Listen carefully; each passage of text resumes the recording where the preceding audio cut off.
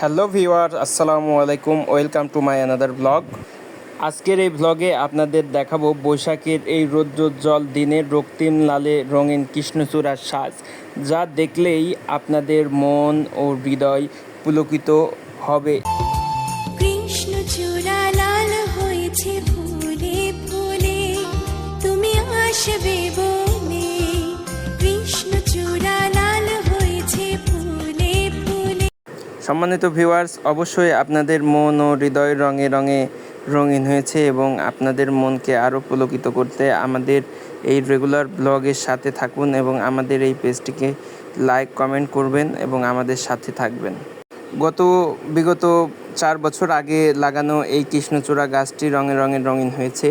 আপনারা দেখতে পাচ্ছেন প্রচুর পরিমাণে ফুল হয়েছে এবং এর বীজ হবে, বীজ থেকে চারা উৎপন্ন করা হবে ইনশাল্লাহ।